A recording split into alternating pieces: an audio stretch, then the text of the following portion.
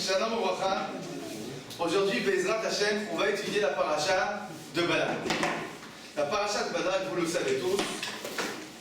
Am Israël, le peuple juif s'approche des terres de Moab. Balak commence à stresser. Qu'est-ce qui se passe? Il y a le peuple juif qui vient chez nous et il cherche le meilleur stratagème pour anéantir cet ennemi potentiel. Il fait appel au secours chez Bilham. Bilham, on va dire, le prophète, le magicien qui sait maudire, en espérant que Bilham va maudire le peuple juif. Ce qui se passe, vous connaissez toute l'histoire. Finalement, Bilham vient maudire et il se retrouve à bénir. Bon, ça c'est dans les grandes lignes. Maintenant, si on regarde les psukim, on se rendra compte que les paroles de Bilham, tout au long de la paracha, on va dire, sont assez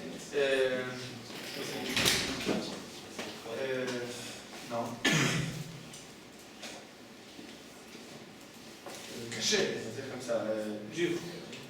C'est pas évident, c'est pas clair, c'est pas facile de comprendre quelle est son intention au travers de ces mots. C'est des paroles qui sont dites dans la prophétie de façon générale. La prophétie dans le Tanakh, elle est dite dans des mots qui sont assez soutenus et il faut dévoiler, il faut comprendre qu'est-ce qui se cache derrière les mots. Quelle intention se cache derrière les mots. Ce qu'on va faire aujourd'hui, Bezrat Hashem, avec votre permission, et j'ai votre permission, c'est on va étudier la première vague de bénédiction de Bilham. Où c'est qu'on trouve ça? Alors ça se trouve dans le Révi de la paracha. Perek Kaf Bet Pasuk Lamed Tet.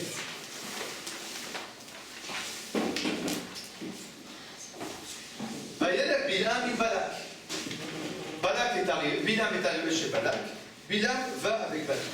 Vayavo Kiryat Hutzot, et ils sont venus dans, on va dire, l'extérieur de la ville.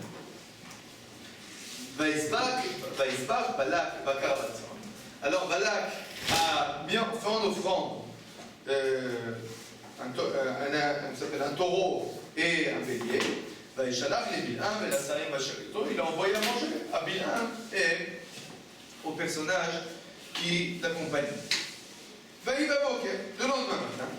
Vaïkar Balak et Bilham. Vaïale ou Babot Baal, Vaïar Misham Ketzar. Le lendemain matin, donc, une fois que Bilham est venu, il lui a donné à manger, il est parti dormir. Le lendemain matin, il amène où? Sur un endroit, donc en hauteur, un endroit qui s'appelle Babot Baal, donc un endroit qui est en hauteur. Vaïar Misham Ketzar. Et de là-bas, Bilham va regarder, on va dire, l'extrémité du campement israélite. Vaïomer Bilham et Balak. Alors qu'est-ce qui se passe? Bilham dit à Balak, Benen Ibazel Shiva Mitbechot, construis-moi 7 autels de sacrifice. Vachen Ibazel Shiva Parim et Shiva. Et amène-moi 7 taureaux et 7 béliers. Vayaz Balak Achad Ibn Bilham. Vayaz Balak ou Bilham, par Baïba Mizbeach. Ainsi soit-il, et finalement, Bilham va faire en offrande 7 taureaux et 7 béliers. ויאמר בלעם לבלק, התייצב על עולותיך ולך, אולי יקרא השם לקראתי, ודבר מה יראני והגעתי לך, וילך השם. Bilham dit à Balak, attends-moi une seconde, je vais m'éloigner un peu, être tout seul, et voir, parce qu'Akadosh Baruch Hu va m'envoyer la prophétie, un message.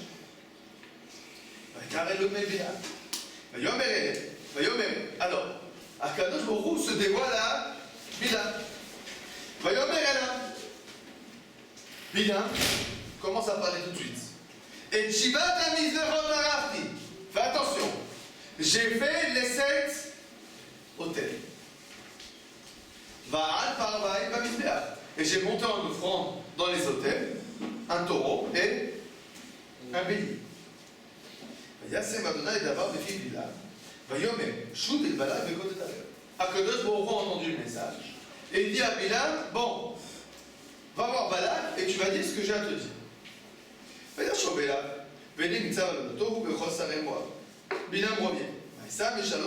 Et là, Bilham commence à parler. Première prophétie de Bilam. Vaïsam et Shalom, Vaïoma. Il a ouvert la bouche et il a dit son premier névoie, première prophétie. Mina, de Aram, Yancheni Balak Melech Moab, Ma'arek Elech. Balak, roi de Moab, m'a fait venir de Aram. L'Echar Ali Yaakov, Ulchaz Ba'ama Israël. Il m'a appelé pourquoi? Pour maudire Yaakov et pour maudire Israël. Maïko, le capoe. Je ne peux pas maudire. Akadosh Baruch Hu ne maudit point. Maïzom, l'Ozara Hashem. Je ne peux pas me mettre en colère. Akadosh Baruch Hu ne s'est pas mis en colère. Qui me roche, souris me haine. Je le vois des hauteurs des rochers. Ou mes Gevarot Ashuré. Je le vois de la hauteur de la montagne. Pourquoi il dit comme ça? Parce qu'il est en hauteur. Voici un peuple esselé. Où va Goïm le Hitracha? Il n'est pas mélangé aux autres nations. Mimana Afar Yaakov. Qui a compté la poussière de Yaakov? Qu'est-ce que ça veut dire? Le nombre des aînés. Ils sont nombreux. Ou Mispar et Trova Israël, le nombre des enfants d'Israël. Tamot, Nafshi, Mot Pisharim, Uti Achariti Kamo. Je veux mourir comme la mort des justes et que ma fin soit comme la fin du peuple juif. Et qu'est-ce qui se passe? Vous avez entendu? C'est ça la prophétie. Qu'est-ce qu'il répond Balak? Yomer Balak et Bilam. Mais c'est dit. Alors Balak il s'énerve, il dit mais qu'est-ce que tu m'as fait? La Kol je t'ai appelé pour maudire mes enfants, pour maudire mes ennemis. Et voici tu les as bénis. Et Bilam il lui dit je t'avais promis, je ne dirai que ce que Akadosh Baruch Hu m'a dit de dire. Bon, c'est ce qu'on va étudier aujourd'hui. Alors j'écoute vos questions et vos interrogations sur ce passage. Hein? Alors, on va commencer, d'accord? On commence tout au début. Premier passage, qu'est-ce qui se passe? Juste, pour moi, c'est pas une bénédiction, c'est juste qu'il a répété l'alliance entre Hachem et. Il arrive, on va dire, bon, d'accord, on va noter tout de suite votre question. On va la noter. Combien je vais la noter celle-là? 5e. 3e, bien. 5e. Pour toi, spécial. Qu'est-ce qu'on va... C'est quoi? Où est la bénédiction? On est d'accord? A priori, qu'est-ce qu'il est en train de faire? Une description de ce qu'il voit devant ses yeux. Il dit, bon, ils sont nombreux, ils sont tout seuls. Bon, d'accord, on a compris. C'est pas... Où est la bénédiction ici? D'accord. Autre question. D'où l'étonnement. Depuis le début, Bilam avait prévenu qu'il allait pouvoir dire uniquement ce que Dieu... L'étonnement de Balaam. D'accord. C'est une bonne question. C'est pas une question générale. C'est une bonne question. Je peux dire que ce que Dieu nous a... Qu'est-ce que vous avez encore comme question? Commencez depuis le début. Alors on commence. Pourquoi il amène? Pourquoi il amène? Bon d'accord, vous laissez là. 7 hôtels. Quel rapport avec? Pourquoi 7 hôtels? Ensuite. Bah, pour te faire agréer par Hachem. Pourquoi 7? Pourquoi pas 2? Pourquoi pas 1? Pourquoi pas 8? Ah, ça, oui. Parce que c'est un numéro spécial. Donc Apparemment c'est un numéro spécial parce qu'il dit sache-le, j'ai fait 7 hôtels. Donc il dit à Kadosh Baruch Hu, sache-le, moi aussi j'ai fait. Enfin pas moi aussi, moi j'ai fait 7 hôtels. Apparemment c'est important. Pourquoi c'est important? D'accord. Ensuite. Pourquoi il amène? pourquoi il a besoin de voir pour me dire? Pourquoi il a besoin de voir pour me dire? D'accord, bonne question. C'est important aussi, d'accord. Je ne vais pas le noter parce que c'est une question qu'on va développer pas spécifiquement, mais c'est une question importante aussi. Dites-moi, pourquoi il amène à... Pourquoi il amène Kiryat Rutzot? Très bon. Pour voir le peuple. D'accord. Non, Kiryat Rutzot, c'est pas le peuple. Il a besoin de le voir pour Dans le dire. l'extrémité. Kiryat Rutzot, c'est où? L'extrémité du corps. C'est rien. C'est à moi. Kiryat Rutzot, c'est à moi. Quel rapport entre Kiryat Rutzot qui est à moi et là? Qu'est-ce qui se passe après? Il l'a amené là-bas pour qu'il puisse voir l'extrémité du peuple. Non, ça c'est après. Regarde, au début, au Passouk la mettait, t'es marqué, il l'a amené à Kiryat Rutzot. Après, il est parti dormir. Attends, s'il est parti dormir, qu'est-ce qu'il a besoin de me raconter? Ce qu'il a fait avant d'aller dormir. Ce qui m'intéresse à partir de quand? Le lendemain matin, quand il se lève. Donc qu'est-ce que tu me racontes? Qu'est-ce qu'il a fait le jour de son arrivée? Quel intérêt? D'accord. Ensuite, quelle autre question vous avez posée? Comment il commence sa bénédiction? Minara Mencheni Balak Meler Tzipor. Qu'est-ce qui se passe? On raconte l'histoire. 36-15, raconte-moi ta vie. Je suis venu de Aram. Oui. Pourquoi? Quelqu'un ne savait pas? On sait très bien qu'il vient de Aram. Qu'est-ce qu'il vient nous raconter ici? Quand il nous dit je suis venu de Haran, qu'est-ce qu'il vient nous raconter? Que c'est que lui, c'est-à-dire je suis venu. Ah, C'est une partie de la prophétie, ça, non? C'est une partie de la profession, mais quel rapport avec la prophétie? Il traduit qu'est-ce que Dieu lui a dit de dire, non? D'accord, il faut comprendre qu'est-ce qu'il est en train de dire. Mais quand tu dis Ada Batmi, Non, Balak m'a fait venir de Haran. C'est ce qui est écrit dans le passou. Et la question qui se pose? C'est pas 2010 qui l'a fait. Non? C'est pas 2010 qui l'a fait. Non, bah, Faites sur le l'origine justifié. comment ça s'appelle? Il a. Alors, on va dire, je suis venu de Haran. C'est quel passou? Ça, c'est Passouk. Passouk Zayn.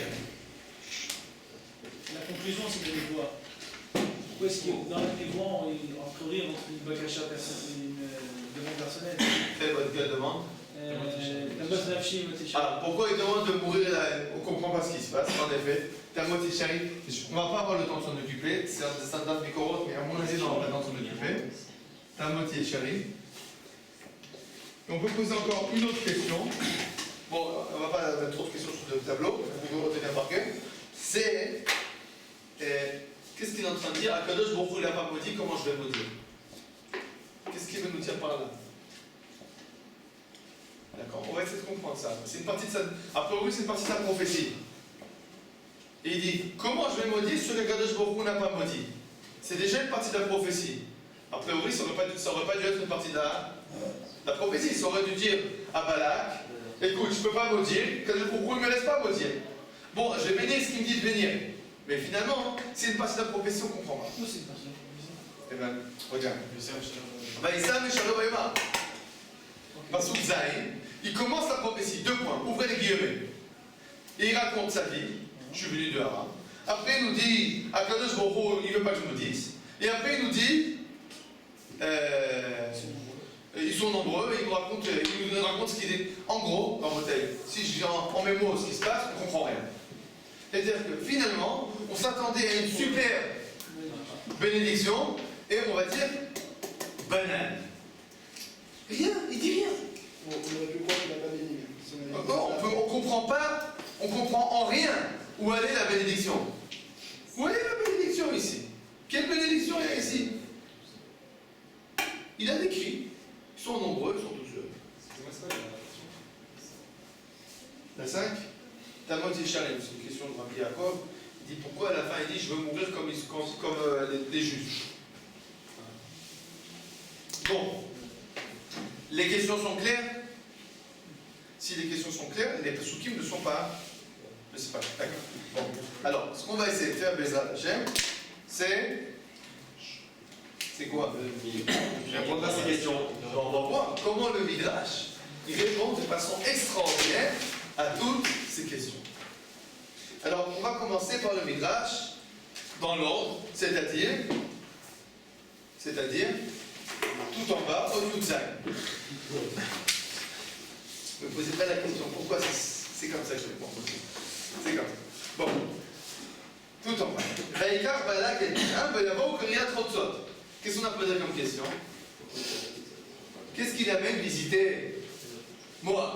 Donc la question qui se pose, a priori, on ne comprend pas. Pourquoi il faut qu'il amène Moab? Quel rapport avec ce qui va se passer après? Alors on va discuter le Midrash et je vais vous expliquer ce qui est en train de se passer. Voyez-vous qu'il y a Troutsot, chez Asa, chez Mekar ou même cas. Ce qui s'est passé ce jour-là, comment ça s'appelle? Le Balak, le roi de Moab, a dit à toutes les personnes de son royaume, aujourd'hui, jour de chouk. Et je dis, mais non, c'était hier. Aujourd'hui, j'ai dit, jour de chouk. Qu'est-ce qui s'est passé si c'était jour de chouk? Tout le monde a sorti les étalages, etc. Va à Salou Iklis. Et donc il a montré les boucheries et tout, enfin il a montré c'est la grande foi. La haute l'eau. Pourquoi? Pour que Bilam il fasse un bain de foule. Et qu'est-ce qui se passe quand il fait un bain de foule? L'Omar, pour lui dire,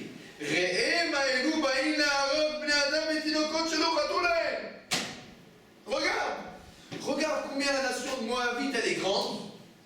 Et voilà les Juifs, ils veulent tous nous anéantir. Pourquoi? C'est quoi en fait? Qu'est-ce qui s'est passé? Il essaie de persuader qu'il faut mourir. Il essaie de... Justifier. En fait, c'est quoi en fait? Justifier. C'est justifié. En fait, on va commencer le début de la paracha par une justification de quel ordre on va dire? Démonstratif. Morale. D'accord? La moralité exige, d'accord, d'attaquer le peuple juif. Pourquoi? Parce qu'ils sont démoniaques. Ils comment ça s'appelle? Ils sont une bride. Enfin, vous savez, ils ont une alliance dans tous les pays du monde pour Exterminer tout. hein, pour les Ishtel, pour comme ça s'appelle, Contrôler. pour contrôler, pour dominer le monde. Donc le peuple juif est un péril, Il est dans le complot. est un péril pour l'humanité. En gros, il lui a fait la démonstration de juifs, des juifs sus. Vous connaissez les juifs sus? Le juif sus, c'était un film qui a été fait par la propagation allemande de Goebbels, enfin c'est un film de Goebbels, d'accord? Un film de propagation allemande où on montre comment les juifs, en fait, ils veulent dominer le monde. Alors qu'est-ce qui se passe en fait? Première chose, Bilam, Balak il prend Bilam et il vient, il lui dit, il faut que tu comprennes ce qui est en train de se passer. C'est impératif c'est impératif d'agir. Ces juifs-là, c'est un danger moral pour l'humanité. D'accord? Bon, les paroles de Balak, Bilam il va dormir sur dessus. Il va dormir dessus. Le lendemain matin, qu'est-ce qui se passe? Balak prend Bilam et le fait monter en haut sur une montagne pour qu'il voie le peuple. Qu'est-ce qu'il demande Balak? Bilam. Il dit, on va faire maintenant 7 autels. Pourquoi 7 autels? Alors maintenant, on va continuer le Midrash. Regardez. Donc, Midrash haute du trait, tout en haut de la page. Yomer Bilam et Balak. Venez libérer chez Mizbechot. Pose la question de Midrash. Vela Mashiva Mizbechot. Pourquoi 7 Mizbechot.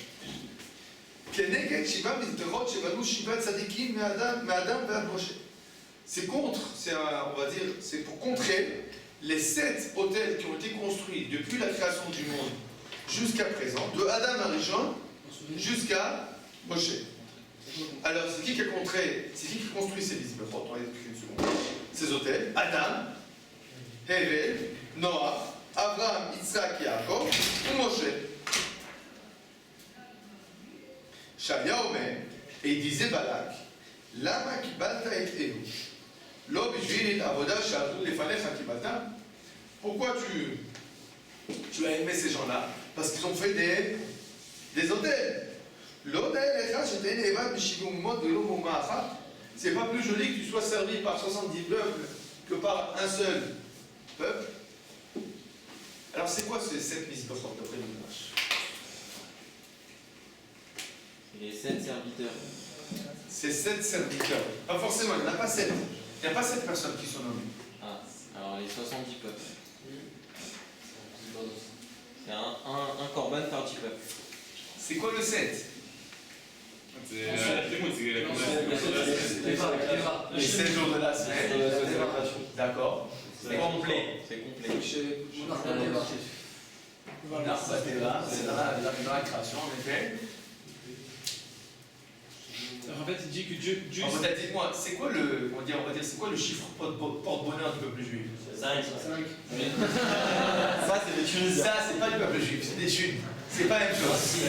Du peuple juif, le chiffre porte-bonheur, c'est le 6. Non, c'est le 7. Le 7, si tu prends le 7, on va dire que c'est le chiffre qui revient le plus. Comme au casino. Hein, c'est le Shabbat, c'est la Shemitah, c'est le Yovel, c'est les fêtes, elles ont toutes, c'est tous des fêtes. Ça pendant Hein? Tout le 7 fois 7 7. fois 7, 49. Bref, bah.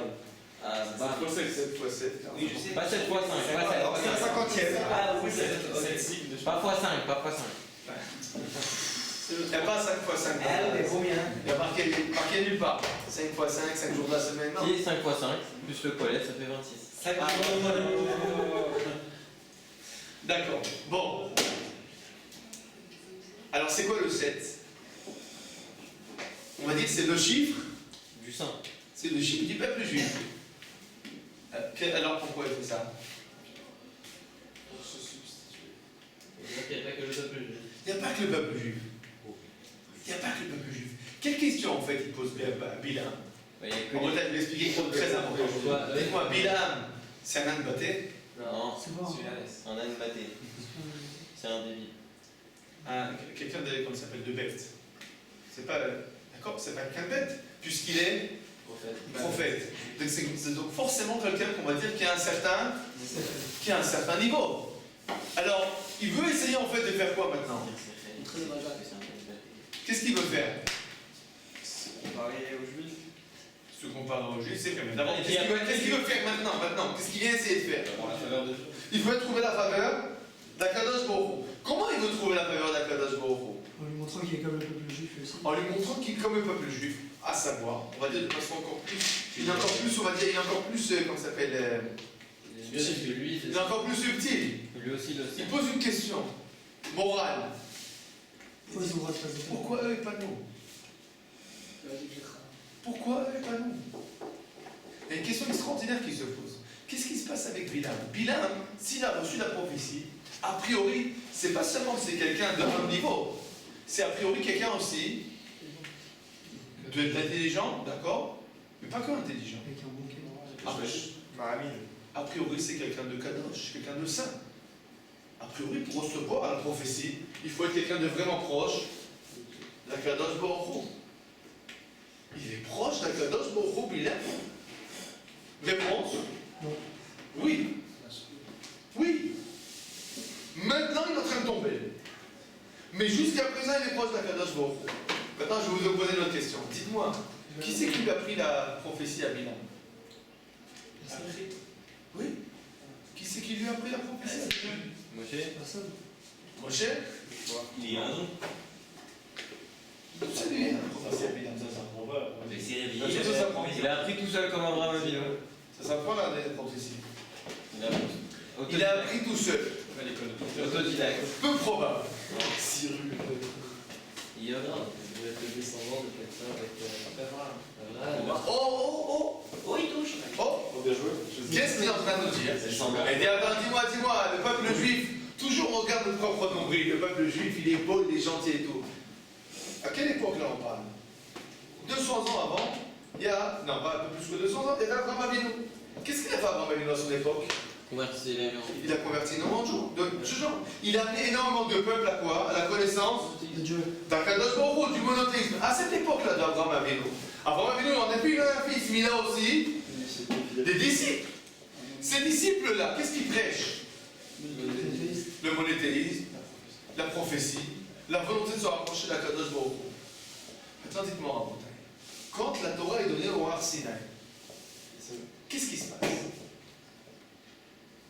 C'est une preuve que c'est vrai. Il n'y a plus de Torah Bagoïne, c'est une soirée Israël. Il y a un problème qui se passe très critique. La Torah nous dit, nos sages nous disent, Har Sinaï, c'est quoi Har Sinaï? C'est le monde de la haine. Pourquoi de la haine? Les peuples, Qu'est-ce qui s'est passé? Bon, ceux qui sont complètement idolâtres, il y a des juifs qui ont reçu quelque chose d'une Torah, etc. D'accord. Mais qui c'est qui est le plus embêté? C'est pas ceux qui sont idolâtres. C'est ceux qui sont monothéistes. Élève après élève d'Abraham Avinu, et qui se disent, qu'est-ce qu'ils se disent? Et nous? Pourquoi eux? Et nous? Oh, on est là!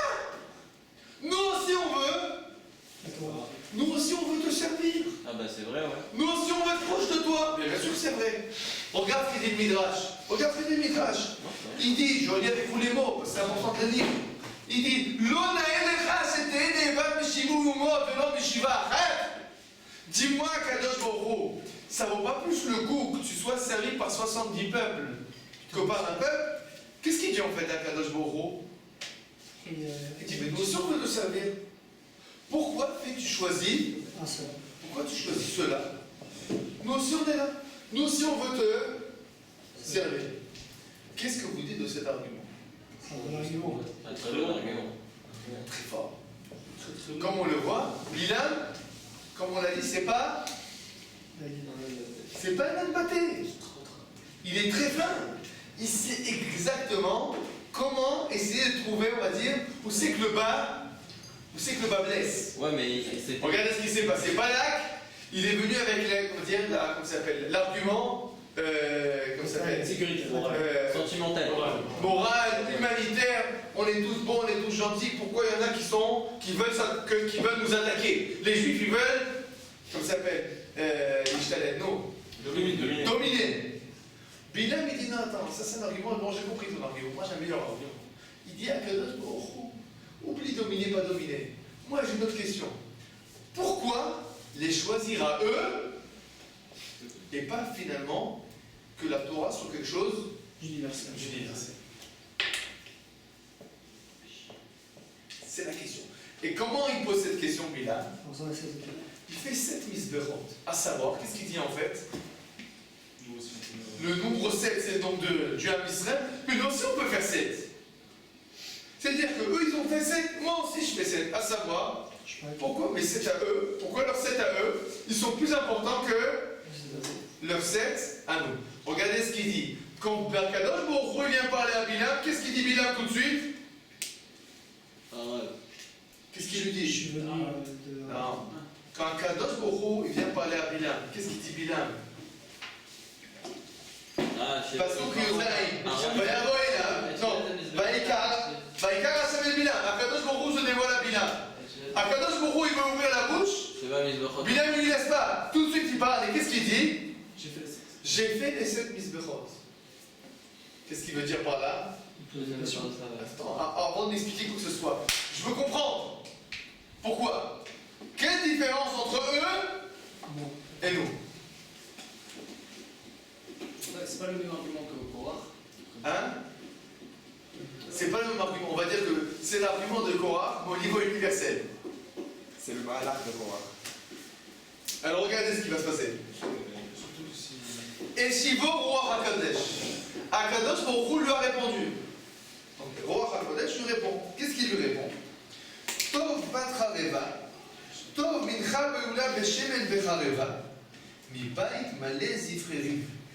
Il dit, il vaut mieux on va dire, un repas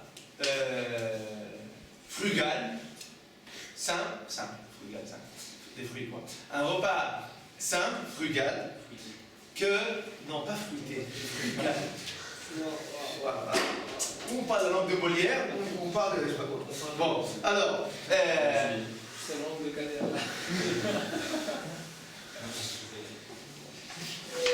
Mibaï, malé, zifreri. Donc il vaut mieux manger un petit repas frugal à la franquette dans le chétard, en langue de Molière. Donc il vaut mieux manger un repas à la franquette, comme ça s'appelle, dehors, que manger dans un beau palais, un repas de dispute et de haine. She'ata rotzeh la'achnis meriba beni leben Israël. Akadosh Baruch Hu, il a dit, toi, tu cherches la bagarre. Bon, dites-moi, où c'est qu'Akadosh Baruch Hu, il a dit à Bilam, toi, tu cherches la bagarre. Dites-moi dans quel passage. Pourquoi il cherche la bagarre? Dites-moi dans quel passage d'abord, on sait que c'est marqué. Non? C'est pas marqué. Non, c'est marqué où? C'est pas marqué. C'est pas marqué? Non. Bah, dans le Midrash, c'est dit ça alors. C'était marqué peut-être précédemment, lorsqu'on avait vu que les messagers ils étaient venus et que Dieu l'a dit par Pâques, finalement il insiste. Il y a marqué que ici, il lui a dit. C'est marqué. Dites-moi où c'est qu'il est marqué le Midrash. Dans quel passage? Allez, dites-moi, dans quel passage, vite.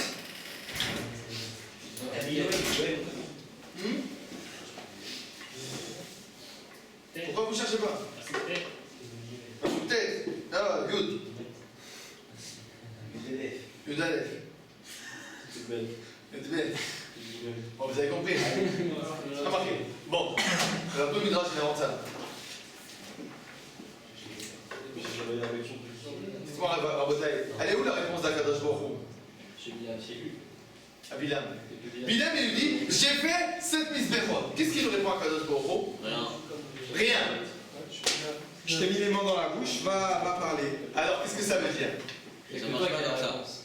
Il n'y a que toi qui as la réponse. Non, Que la question elle commence même pas. La question ne commence même pas. C'est en gros, Akadosh Baruch Hu, on va dire comme ça, il se prend même pas la peine de lui répondre. C'est évident. Alors, le Midrash, il nous dit, Akadosh Baruch Hu, il a dit, toi tu cherches la dispute. Qu'est-ce que ça veut dire? Tu C'est pas cherches la sincère, dispute. c'est pas sincère. T'es pas sincère. C'est-à-dire que si tu poses vraiment la question pour comprendre, alors je vais te. Il n'y a pas de réponse, il n'y a pas de problème, je te réponds. Mais toi tu poses la question en fait pourquoi? Donc vous me dites. Tu poses pas la question pour savoir Akadosh Baruch Hu, explique-moi pourquoi tu as choisi. En fait, ce que tu veux toi, c'est quoi? C'est pas que tu poses la question, on veut tous être dans le même bateau. Si tu dis eux, pourquoi on les veut pas? C'est-à-dire que quand tu poses la question, mais les juifs, ils commencent, ils veulent, qu'on s'appelle, ils veulent dominer le monde. Quand tu poses ces questions-là, tu poses pas vraiment la question pour, alors, je veux qu'on soit tous égaux. Tu dis en fait, viens on les anéantit. ça c'est Balak, Bilam il veut vraiment savoir. Oui, Bilam, il veut vraiment savoir. On va voir le reste, il ne veut pas du tout savoir. C'est ce pourquoi Kadosh Baruch Hu ne répond pas? Mais Bilam, il parle pas. Pose-toi la question. Pourquoi Kadosh Baruch Hu ne répond pas à Bilam? Le Midrash me répond. Tout simplement, il n'est pas sincère. Il ne faut pas répondre à quelqu'un qui ne pose pas de question sincèrement. Celui qui pose une question que pour t'embêter, de façon pas sincère, il ne faut pas lui répondre. Et qu'est-ce qui se passe en fait? Akadosh Baruch Hu, on va dire, il ignore totalement Bilam. Et pourquoi nous dit le Midrash? Parce que Akadosh Baruch Hu lui dit, toi tu ne poses pas des questions, tu cherches à disputer. Tu cherches la bagarre. Mais il faut quand même une réponse à cet argument. C'est vrai. Évidemment. Dans la Gada, Ce qu'on va voir, c'est que la réponse à cet argument, c'est toute la paracha. Ah ouais. Parce que la question de Balak, de Bilam, est une question fondamentale. D'accord? On ne va pas avoir réponse à ça. La réponse à cette question ne se trouve pas dans la première prophétie. Elle se trouve dans les prophéties d'après. Mais la première prophétie, en fait, c'est, on va dire, c'est l'exposition de la question, du problème. D'accord? C'est pour ça que c'est pas pour rien que nos sages ont dit que la paracha de Bilam et de Balak est une paracha fondamentale. Parce que c'est en fait une paracha dans laquelle, on va dire, par l'intermédiaire de Bilam, les nations posent la question, mais pourquoi le peuple juif? Qu'est-ce qu'ils ont de spécial? Oui. D'accord? Bon. Oui. Là, Bilam, il parle pas du peuple juif, il dit pourquoi pas les autres, mais il dit pas pas le peuple juif. Mais c'est exactement ce que le Midrash nous dit. Le Midrash nous dit, toi, tu veux te disputer. C'est-à-dire, tu viens pour poser la question vraiment, pourquoi pas les autres? Ce que tu veux, toi, c'est quoi? C'est les anéantir. On voit ça. Peut-être qu'Akadosh Baruch Hu, il ignore la question. Quand c'est qu'on ignore une question? Hein? Quand la question n'est pas sincère. C'est grave, dans la Gada, on dit Akel China pour Racha. Pourtant, cette question, il fait ça exprès pour nous embêter. Oui, le rachat, il est assis avec nous. Et bien qu'il pose la question de façon, on va dire. C'est pas que le rachat pose une question qui n'est pas sincère. Il pose une question provocante. Mais elle n'est pas sincère. Il pose pour de vrai, il dit qu'est-ce que vous faites? Je comprends pas, c'est des bêtises que vous faites. Si c'est une question, ça c'est C'est une vraie question. C'est une vraie question. Seulement, elle est posée de façon, on va dire, pas jolie. Mais c'est une vraie question. Il faut vraiment comprendre. Mais Bilam, alors dans ce cas-là, on peut dire pareil. C'est une Alors, vraie question, il veut vraiment comprendre pourquoi est-ce que ce peuple. La réponse, c'est qu'il ne veut pas vraiment comprendre. Mais qu'est-ce qu'il est venu faire? Il est venu me dire. Il n'est pas venu trouver une solution. Venons, on va tous être ensemble. Il vient dire, en fait, puisque vous êtes différents, alors je veux vous maudire. Ça, c'est exactement ce que j'ai dit au début. C'est-à-dire qu'on lève le drapeau d'universalisme, et qu'est-ce qu'on fait en fait de l'autre côté? On prend le revolver, on tire. C'est pas qu'on dit, on veut arrêter, d'accord? C'est comme, on va dire de façon très claire, c'est exactement ce qu'on voit tous les jours aujourd'hui. D'accord? On va dire, oui, il n'y a pas de raison que vous dominez les Palestiniens, il n'y a pas de raison que vous faites ça. Mais en fait, tout ça, c'est quoi? C'est l'antisémitisme à l'heure moderne. C'est tout. comme il a dit Benjamin Netanyahu, ils ont envoyé un, comment ça s'appelle, ils ont envoyé le machat, comment ça s'appelle, un flottille. Hein? Non, mais les navires pour venir à Gaza. Parce que comme à Gaza, il n'y a rien à manger, alors il fallait qu'ils viennent avec des bateaux vides pour donner à manger au Gaza. Et alors, qu'est-ce qu'il a dit, Benjamin Netanyahu? Je ne comprends pas, j'étais persuadé que vous allez en Syrie. Parce que là-bas, les gens, ils n'ont vraiment pas à manger. Mais la Syrie, ça intéresse personne. Qu'est-ce qui intéresse les Juifs? Pourquoi? Alors, tout simplement, ce manque de sincérité, on lève le drapeau universel, mais en fait, c'est quoi? Ce qu'on cherche, c'est quoi? C'est embêter le peuple juif. Donc, qu'est-ce qui se passe? Exactement ce que la réponse du gouvernement a dit, on vous ignore. Vous faites un, comment ça s'appelle, un DOR, un rapport, un compte rendu de ce qui s'est passé à Tzouketan. On dit non, on connaît d'avance quelles sont les conclusions, on vous ignore, on ne vous connaît pas. On sait que vous êtes biaisé, malhonnête intellectuellement. D'accord? Donc, Akadosh Baruch Hu, il fait la même chose. Enfin, plutôt, on va dire comme ça. Binyamin Netanyahu, il faut comme Akadosh Baruch Hu. D'accord? En gros, Bilam, il vient, il pose la question, c'est pas juste, c'est pas normal, qu'est-ce que c'est colon, là, etc., etc. Et Akadosh Baruch Hu, il dit, les chiens aboient, la caravane passe.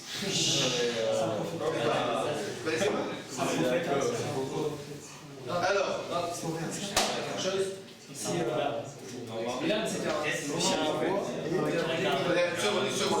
c'est pas important les chiens pour la caravane. Quoi qui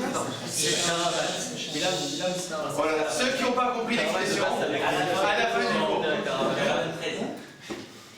Bilam, c'est un véritable prophète. Il n'y a pas eu de prophète comme Moshe Rabbeinu. En effet. Sauf que ça, c'est fait dans le Israël. Mais en dehors, Bilam, il était aussi. En effet, c'est-à-dire qu'à l'origine, on va dire, Bilam, en effet, à l'origine, il avait un niveau. Il était proche d'Akadosh Baruch Hu. Qu'est-ce qui s'est passé? Comme on l'a dit. Au moment du Har Sinaï, il y a quelque chose qui a été déchiré. C'est quoi en fait ce qui s'est passé? Il y a ce qu'on appelle la Kin'a, la jalousie. Pourquoi ils ont été choisis? Cette jalousie, elle est devenue, pas universelle, elle est devenue maladive, à tel point que finalement, il est tellement jaloux que qu'est-ce qu'il veut faire? Eh bien, on va anéantir celui qui provoque la jalousie. D'accord? Donc quand tu parles à Akadosh Baruch Hu, c'est-à-dire donc il va dire quelque chose dans les mots, mais en fait, sa conviction, elle est toute, sa conviction, elle est tout à fait, son intention, elle est tout à fait autre. Donc quand tu demandes pourquoi est-ce qu'il attend qu'Akadosh Baruch Hu se dévoile, c'est qu'il attend un peu une réponse d'Hachem, s'il est d'accord ou pas. Oui, mais c'est-à-dire, en fait, tu comprends ce qui se passe en fait. C'est qu'il dit, pourquoi tu l'as choisi? Alors, le piège, c'est un piège. Parce qu'Akadosh Baruch Hu, il devrait commencer à lui dire, tu sais, etc., etc., etc. Et alors, qu'est-ce qu'il aurait dit, Bilam? Mais nous aussi. Qu'est-ce qu'il fait Akadosh Baruch Hu? Il ne répond pas. Il dit, tu poses une question dans ta bouche, mais en fait, c'est pas ce que tu veux. Ce que tu veux, c'est quoi? C'est maudire le peuple juif, c'est les anéantir. D'accord? C'est pour ça qu'Akadosh Baruch Hu ne répond pas. Donc, vous avez compris où c'est que c'est marqué le midrash dans le texte? Non, c'est marqué. Du fait que. C'est marqué. Seulement, il faut savoir lire les blancs aussi. Le midrash, il lit les blancs. Vous avez compris? C'est important de savoir lire le blanc aussi. Bon, c'est important de savoir lire ce qui n'est pas marqué.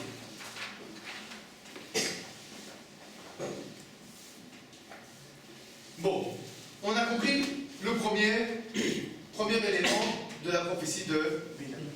Deuxième question qu'on a posée, donc on a posé cet hôtel, qui raconte l'autre, on a expliqué. Bon, bénédiction, on n'a pas encore expliqué. Et on doit expliquer la question de je suis venu de Aram. Qu'est-ce qu'on a posé comme question? Qu'est-ce qu'il nous raconte sa vie? Alors regardez ce que nous dit le Midrash. Ligne Yute. Alors on va seconde. Vaïsa de Shalom Ayoma. Min Haram et Mecheni. Patar Ve'Aram. Min Haramim. Haram. En hébreu, c'est écrit Aleph, Resh, Mem. Aram, c'est le nom d'un endroit. Maintenant, quand tu lis l'hébreu comme le français, tu sais pas faire la différence entre le He et le Aleph. Donc, Aram, ça peut devenir Haram. Haram, c'est quoi? Les hauteurs. Donc, qu'est-ce qu'il dit la chose suivante? C'est la preuve qu'il y avait d'autres Pradachim à l'époque. Bon, alors, Min Haramim, Haïti. Donc, je faisais partie des grands. Vorida et Balak. Et Balak, il m'a fait tomber.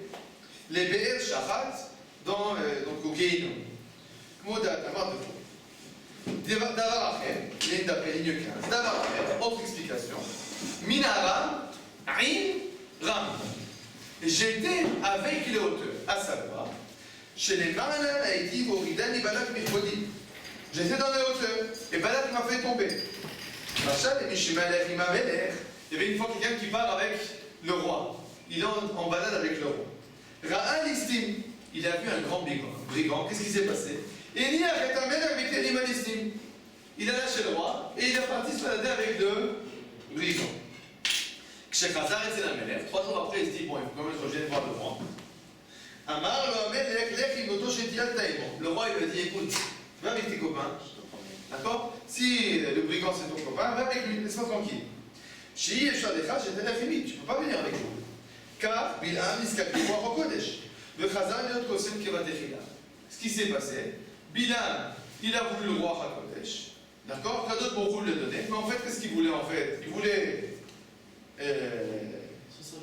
Sans servir aux mauvais escients. Kadot Borou le dit revoir tes copains. Et écrit finalement que Bil'am est redevenu un magicien, pas un prophète.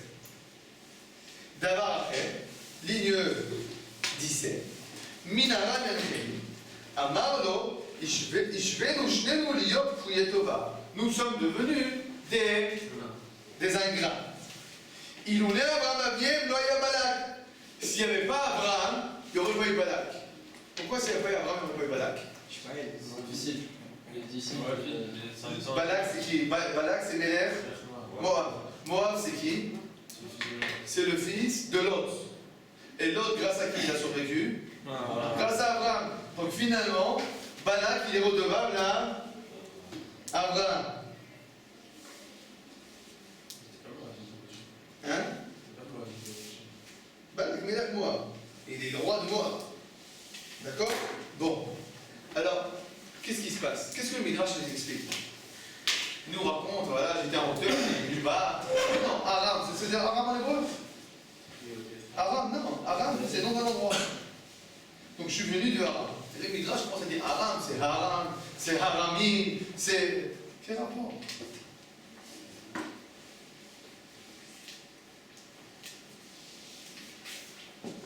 C'est une question, hein? Il faut réfléchir. Je dois aller psycho. Yalla. Réfléchissez un peu.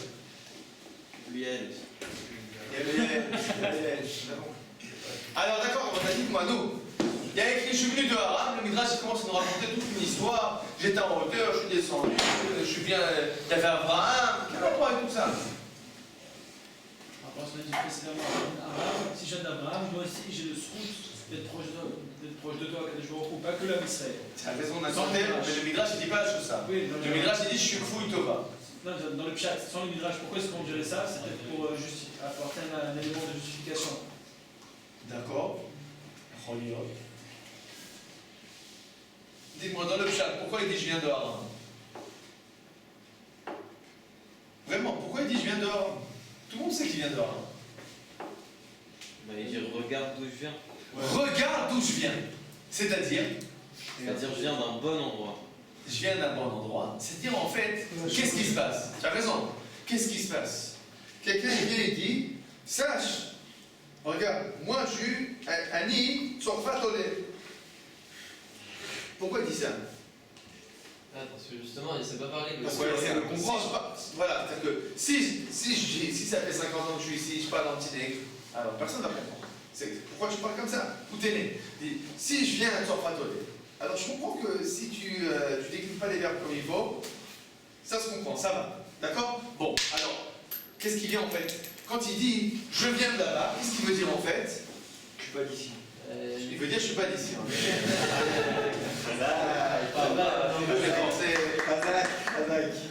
Bon, il veut dire en fait, c'est pas que ça, c'est pas que ça. J'indique.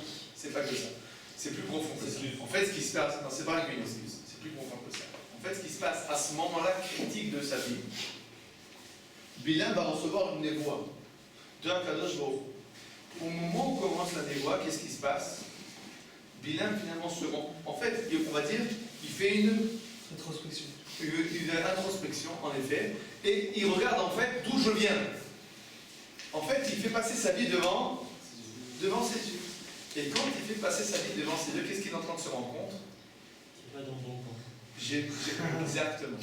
Je suis en train de faire la gaffe de ma vie. Pourquoi c'était un mec bien avant? Oui, Il vient de où? il vient de Haran.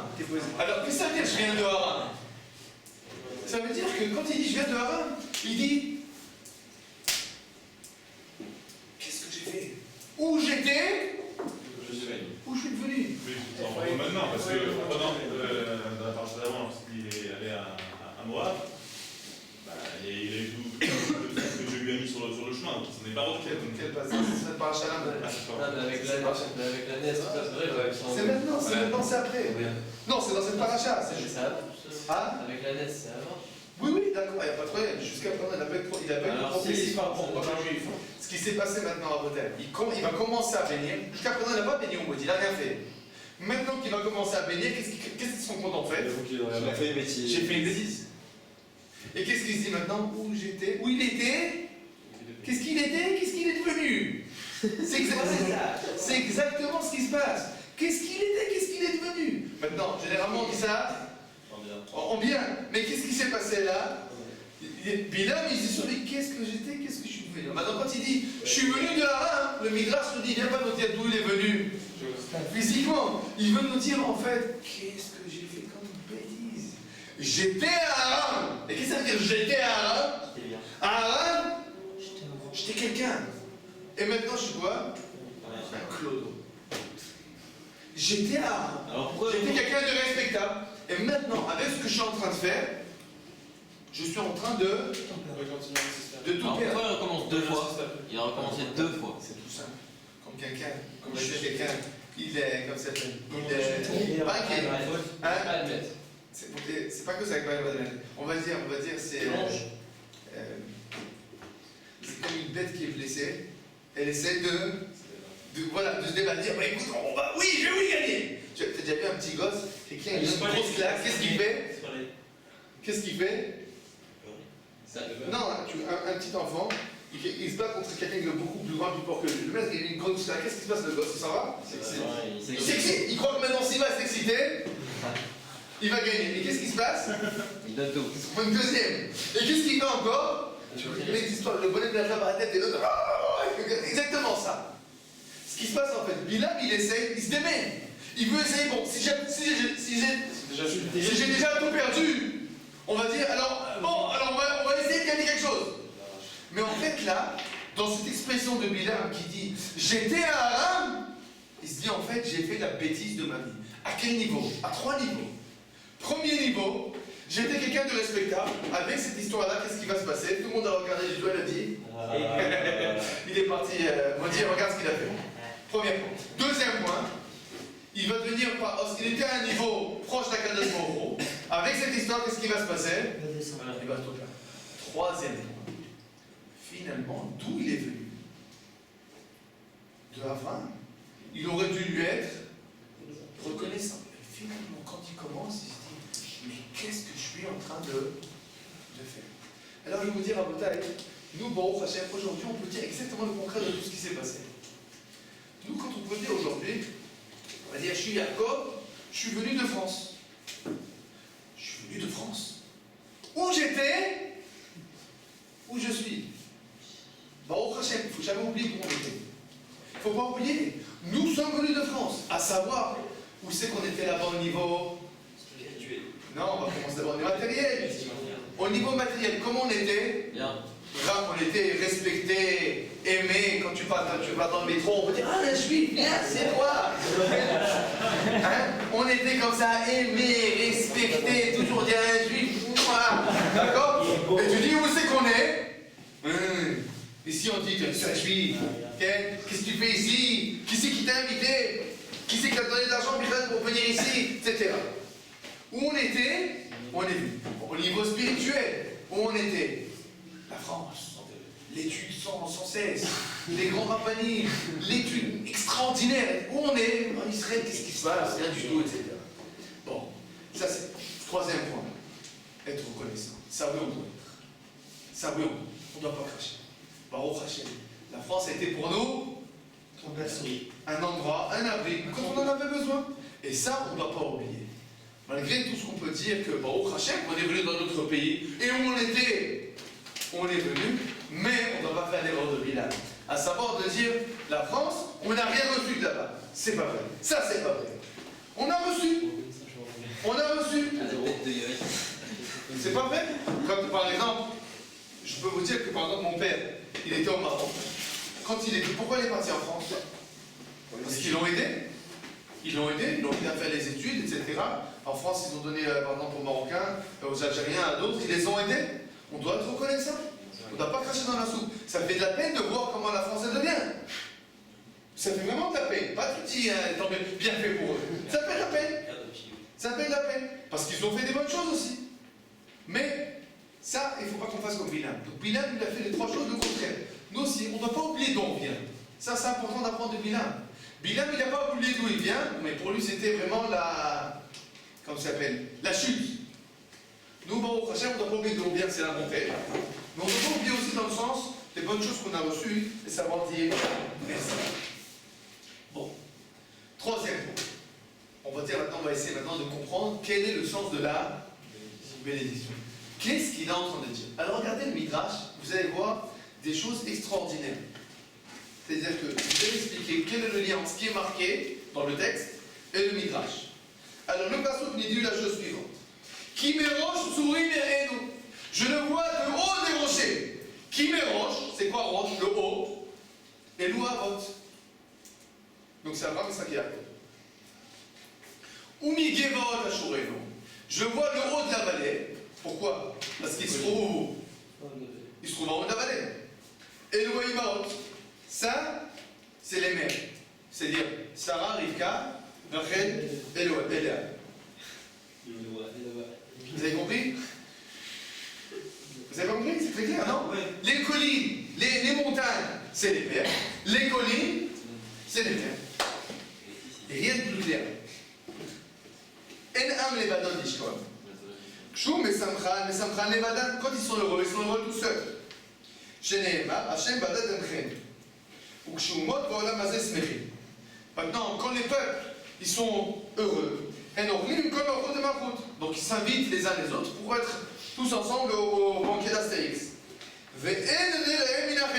Celui qui sait qu'on a oublié tout le temps. Ouais, les juifs, on l'a. Ah, oui, attends. Le juif, le bar. Donc on oublie le juif, on le laisse dans sa cabane. Chez c'est ce qui est marqué dans le passage. Ou va goïm, loïk racham. Mimaya Afar Yaakov. Qui c'est qui peut compter la poussière de Yaakov?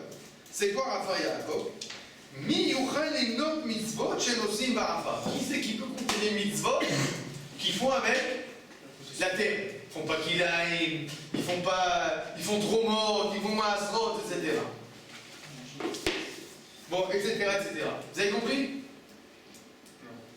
Donc, nous on avait vu, dans le texte, les choses sont très claires. Il est en hauteur, il dit, je vois le peuple juif, je suis en hauteur, je vois l'ensemble du peuple, ils sont nombreux, et ils sont tout seuls. Le Midrash dit, je suis en hauteur les pères, je suis en hauteur les mères, ils sont tout seuls, personne jamais les invite, et ils sont nombreux, ils font plein de mitzvot avec la terre. Vous avez compris? C'est pas ce qui est écrit. Mais qu'est-ce qu'il veut nous dire, Midrash? Qu'est-ce que le Midrash vient nous montrer des mots? Qui rapport avec le terrain? Qui c'est qui avec sa mère maintenant?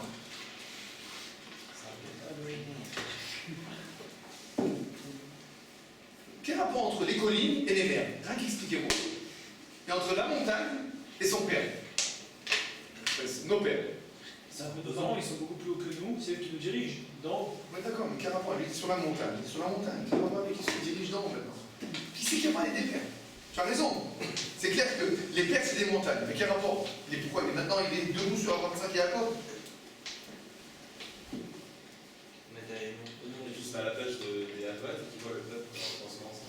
Oh! C'est bon. Qu'est-ce qui se passe? Au niveau du pshat, où c'est qu'il se trouve? En hauteur. Qu'est-ce qui se passe quand il est en hauteur? Il voit quoi? Le tout. Et alors, quand il voit le tout, qu'est-ce que ça lui dit? En quoi ça l'interpelle? Ils sont bien, c'est vrai, mais c'est pas que ça. Qu'est-ce que je dis auparavant? C'est à la place un peu de Jacob. Il se met à la place des pères. Parce que finalement, tout cela là, c'est qui? C'est les enfants de Abraham, Isaac et Jacob. Quand il est debout en haut de la montagne, il est en train de se dire, extraordinaire. Qui c'est qui peut voir, qui c'est qui aurait vu tout cela exactement dans cette entité qui nous voit tous comme une seule entité?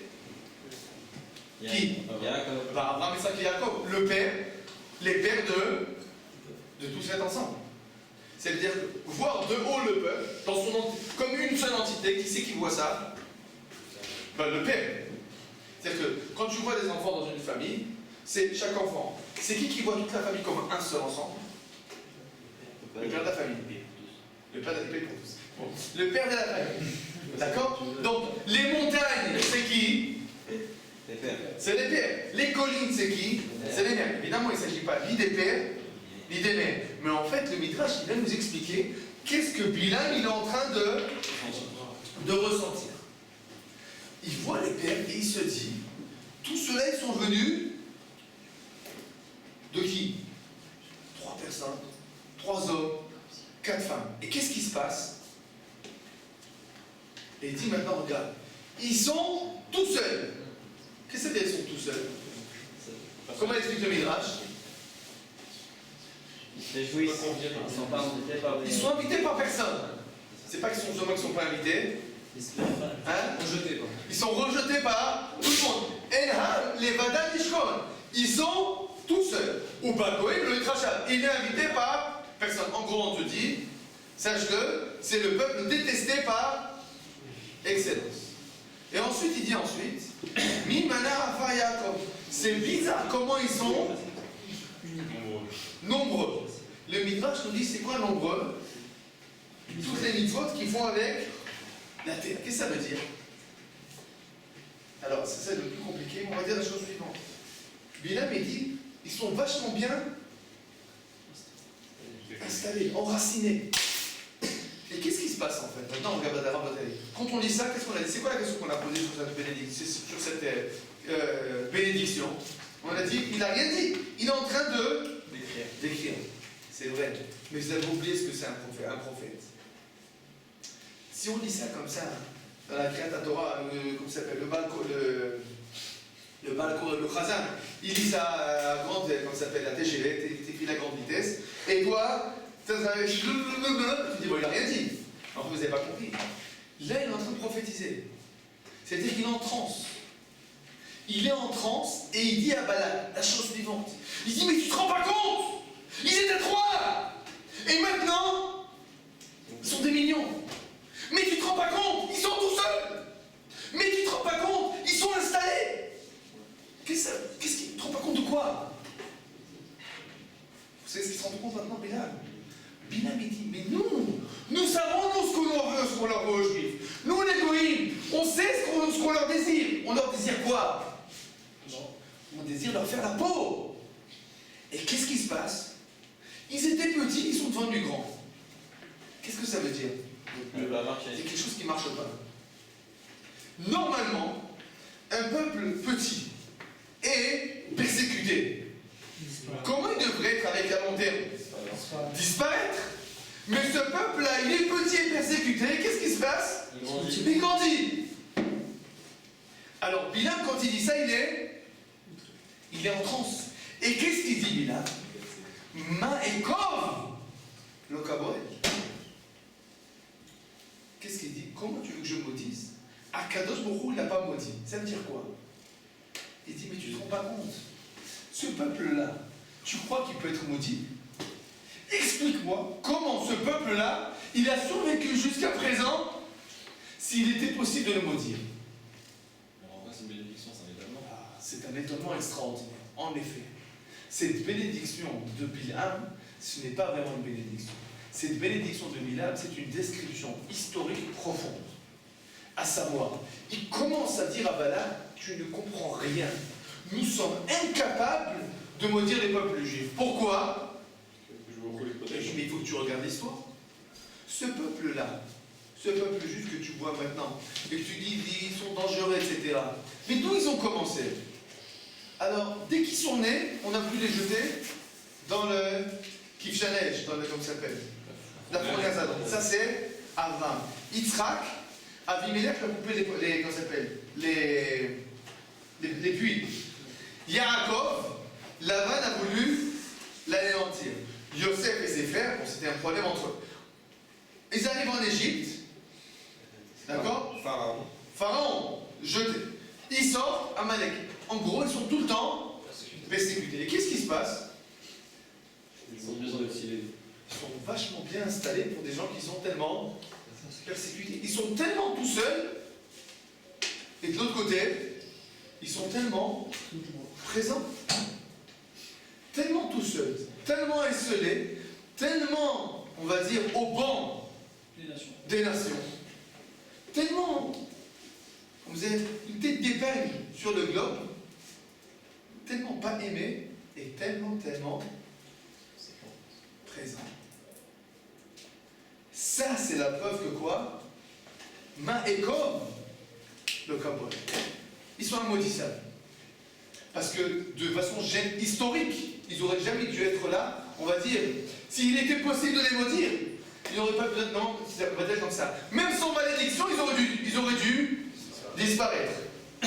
Alors, hein? Ça aurait été logique. Alors tu vas me dire qu'on peut les maudire? Impossible.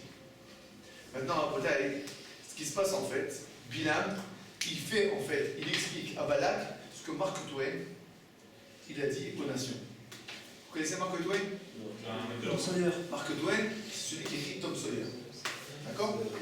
Bon, voilà, Mark Twain, c'est un code. D'accord? Qu'est-ce qu'il a dit Mark Twain? Mark Twain, il a parlé du peuple juif dans un de ses textes, et il dit que le peuple juif, nous savons combien ils ont été persécutés. Et le fait qu'ils existent jusqu'à présent, c'est la preuve par neuf de l'existence du divin. Parce que c'est impossible, historiquement, qu'un peuple si petit et si persécuté, et si dispersé, hein, ils réussissent à se maintenir avec tellement de persécutions. Les inquisitions, la Shoah, les pogroms. Il y a un endroit où le peuple juif, il a mis son pied, il a été respecté. Et on est la preuve par neuf, tous, vivante, qu'Akadosh Baruch Hu, il aime son peuple et il le protège. Malgré tout ce qui, apparemment, ce peuple est seul. Ce peuple est au bord des nations. Il est invité nulle part. Donc en fait, ce qui se passe à Botaï, c'est vrai que Bilam, a priori, il fait qu'une seule description. Mais en fait, c'est la description en elle-même qui doit nous interpeller. Parce qu'il suffit simplement de décrire ce qui s'est passé au peuple juif pour comprendre que ce peuple, il est spécial. Il n'y a pas besoin de rien ajouter. Viens, je te raconte l'histoire du peuple juif. On était en Espagne, on a été tué. On était en France, on a été tué. On était en Allemagne, on a été tué. On était en Iran, on a été tué. On était là-bas, on a été là-bas. Il n'y a jamais nulle part où on a été tranquille. Nulle part, jamais. Alors, il suffit d'écouter ça pour se poser une question toute bête. Mais dites-moi, vous existez encore? Et la réponse est, viens voir. Viens voir combien on est, comment on est présent, comment on est bien ancré, combien de mitzvot on fait. Hein? D'accord? C'est ça ce qu'en fait il dit Balak à... C'est ça ce qu'il dit Bilam à Balak. Maintenant, si vous regardez bien, vous vous rendrez compte qu'en fait, cette première névoie de Bilam, elle ne commence pas par l'introduction d'un mot de névoie. Si vous regardez la deuxième névoie, il y a écrit comme ça. Néoum, voici la prophétie de celui qui voit. Là, il n'y a pas marqué la prophétie de celui qui voit, il a reçu la parole divine, etc. Pourquoi pas marquer tout ça? Parce que la vérité, c'est qu'il n'y a pas besoin de parole divine pour voir ça. Il suffit simplement d'ouvrir les yeux. Il suffit simplement d'ouvrir les yeux et de regarder et de se dire, mais c'est pas possible. Mais comment ça se fait? D'accord? Donc en fait, on a étudié aujourd'hui. On a des questions? C'est ça, c'est en ça. Ça n'est pas la question. Hein? C'est en quoi là qui fait une arabe? Hein? C'est en quoi qui fait une arabe? Qu'est-ce que Bilam en fait? Il est venu, on a dit comme ça. la question de fond, c'est pourquoi le peuple juif n'est pas les autres peuples. Ça, c'est les névoites, elles vont vraiment expliquer ce qui va se passer. Pourquoi? Mais on va dire le début, la première chose que Bilam va dire, ah bah là, il faut que tu comprennes. On parle avec un peuple que son existence même, c'est la preuve de son particularisme. Parce qu'un peuple normal n'aurait jamais dû survivre. Son existence, c'est la preuve qu'il est spécial. Non, mais c'est surtout que son existence, c'est par rapport à l'aide à l'engagement. Évidemment. C'est pour ça que quand il dit, c'est pour ça que qu'est-ce qu'il dit? Maïkov, qu'est-ce que tu veux que je me dise? C'est impossible de maudire un peuple pareil. Pourquoi? Il y a besoin de le maudire. On a essayé maintes fois, pas de le maudire, de l'exterminer. Pas une fois et pas deux fois. Ça a marché? Ça n'a pas marché. C'est-à-dire qu'un autre peuple, avec la divine, il aurait pu aussi ne pas... C'est-à-dire que n'importe quel autre peuple dans la situation du peuple juif, et il n'y a jamais eu un autre peuple qui a la situation du peuple juif, parce que tous les peuples qui ont reçu un centième de ce que le peuple juif il a reçu, ils ont arrêté d'exister. Parce qu'ils n'avaient pas l'aide... Très bien. Donc c'est exactement ce qu'il dit Bilam. Il dit comment tu veux que je maudisse? Dieu n'a pas maudit. C'est pas que Dieu n'a pas maudit. Et c'est ça toute la question de Bilam, c'est pourquoi ce peuple il a l'aide divine. J'ai bien compris. Donc en fait, j'ai expliqué. La réponse à la spécificité du peuple juif, elle va venir après. Mais on va dire l'introduction aux prochaines prophéties qui vont expliquer la question. L'introduction, c'est de dire, bah là, tu comprennes, ton histoire elle est perdue d'avance. Elle est perdue d'avance. Parce que je ne comprends pas. Tu es véritablement en face d'un peuple spécial. D'accord? C'est exactement, maintenant, c'est quelque chose, je ne rentre pas maintenant dans l'explication véritablement de ce qu'a fait ça dans le peuple juif. C'est une très bonne question qu'il faut développer. Ce qui est important de comprendre, c'est d'avoir d'abord cette vision toute simple, historique, simple. Prendre un livre d'histoire du peuple juif et de lire un peu. Et de se poser la question, mais comment c'est possible? Mais comment c'est possible? Moi j'aime beaucoup lire l'histoire. Je lis beaucoup de livres d'histoire. Il n'y a pas eu une époque où le peuple juif était en sérénité. Il n'y a jamais eu. Jamais. Jamais. Et les Djerbiens? Hein? Les Djerbiens? Ils sont restés 2000 ans à Ben Djerbiens. oui, même les Marocains, ils étaient 2000 ans. On leur a coupé les oreilles, on leur a pris les femmes, on les a convertis au Christ. Mais ça, c'est des juifs marocains entre eux, c'est des trucs de marocains, mais les Djerbiens, ils sont... Non, Ils se convertissent à l'islam entre eux. C'est les Arabes. Il y a un mythe qui dit que les Juifs, chez les Arabes, ils ont bien vécu. Non, c'est un mythe complètement faux. Ils ont mieux vécu chez les Arabes que chez les chrétiens. Ils sont fait moins massacrer. Mais ils sont aussi fait massacrer. En Babylone, même ça, Partout. En Babylone, pourquoi les Juifs ont arrêté en Babylone? Tout simplement parce qu'ils ont été massacrés en Babylone. C'est pour ça qu'ils sont enfuis. Quand les Arabes ont commencé avant que les Arabes conquérent la Babylonie, il y avait un peuple qui s'appelait les Habarim. Ce peuple-là a interdit d'accomplir les mitzvot. Complètement, sous peine de mort, n'importe quel mitzvot. À ce moment-là, le judaïsme babylonien s'est complètement écroulé, ça a arrêté. Il restait encore des résidus, les Arabes sont venus, ils ont tout détruit. Ce qui s'est passé, ils sont vite pris, on va dire, comment ça s'appelle, leur clic et leur claque, ils sont enfuis vers l'Europe. Et vers, comme ça s'appelle, et vers le Maghreb. Et c'est là que vous commencez. Ensuite, tu avais en France, d'accord? La France, expulsion des Juifs de France, tac.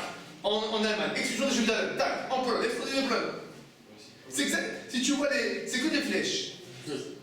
Pourquoi? Là, ils ont été expulsés, là, ils ont été... Là, bon, ils ont été reçus, bon, finalement, ils ont été expulsés. Bon, vous pouvez revenir, non, finalement, on vous expulse quand même. C'est combien de fois les Juifs de France ont été expulsés et récupérés? La première autodafé, c'est les Français. Louis IX. Vous avez dénommé Saint-Louis. D'accord? Oui, le final. D'accord. Jusqu'à présent, vous êtes dans aucun livre d'histoire de France, tous les problèmes qu'il a fait au peuple juif. Il est mort. Vous savez où c'est qu'il est mort? En Tunisie. Pourquoi il est mort en Tunisie et pas en France?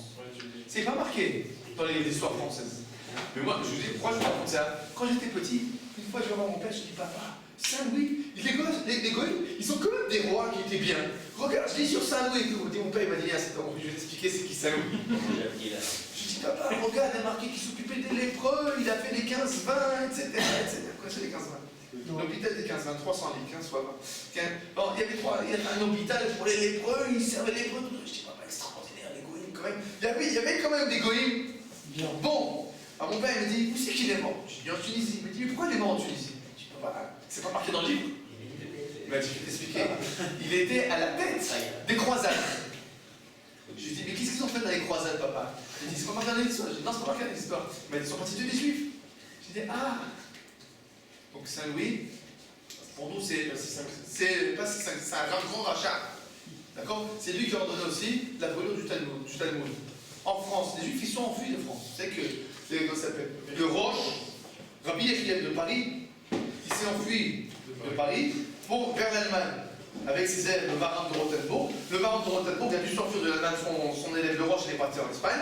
Quand il est arrivé en Espagne, ils ont dû s'enfuir vers le Maroc, parce qu'on dit dans la Palestine. Vous comprenez? C'est tout ça. L'histoire du peuple juif, c'est une histoire de chacun son bas du champ. Et tu te dis, mais c'est pas possible. Mais pourquoi? Comment on a fait pour que, en Bretagne, toute personne qui est dans cette pièce est un rescapé? Mais pour de vrai, est un véritable rescapé. Il n'y a aucune personne ici que ses parents, tu peux dire, pendant 3000 ans, ils ont fait la pêche à la canne. Impossible. Il n'y a personne ici. C'est-à-dire que tous ceux qui viennent du Maroc, croient que les Juifs ont tous habité au Maroc. Mais pas du tout. Mais les Djerbiens, d'abord ils étaient en Espagne, ensuite ils sont passés au Maroc. les Djerbiens, ils ont habité pendant 2000 ans à Djerba, les Yéménites, pareil. Il a dit. Mais les Djerbiens, ils n'ont pas habité pendant 2000 ans, même à Djerba, il faut que tu comprennes quelque chose. Il y avait des collectivités juives qui se sont pendant 2000 ans, mais c'était jamais les mêmes. C'est-à-dire qu'il y avait un point, bon, ils étaient plus ou moins persécutés, donc là-bas, ils pouvaient revenir plus ou moins. C'est comme les Juifs en France et en Allemagne. Ils payaient, on leur donnait, vous avez le droit de venir ici pendant 30 ans. Au bout de 30 ans, ils disaient, il faut repayer. Ou bien vous partez. Maintenant, il n'y a plus d'argent. Ils disaient, vous partez. 10 ans après, ils disent, si vous voulez revenir, vous pouvez payer revenir. Pour 30 ans.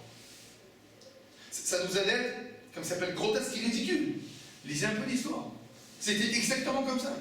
Ils n'avaient pas le choix. Comme il disait mon grand-père Zéphron, on dit, heureusement qu'on peut les acheter.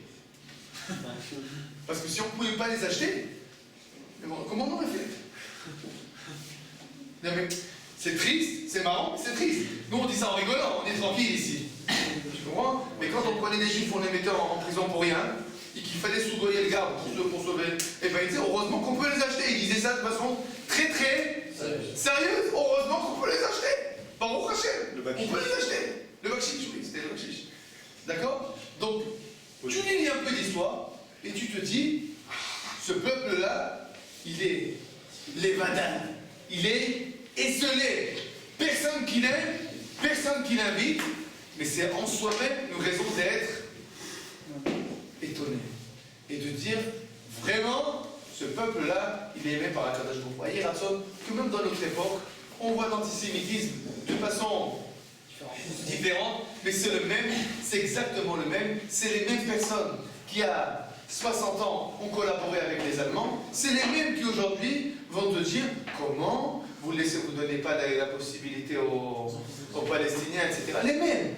Les mêmes qui à 60 ans ils ont vendu les Juifs sans comment ça s'appelle, sans cligner de l'œil. D'accord, les mêmes.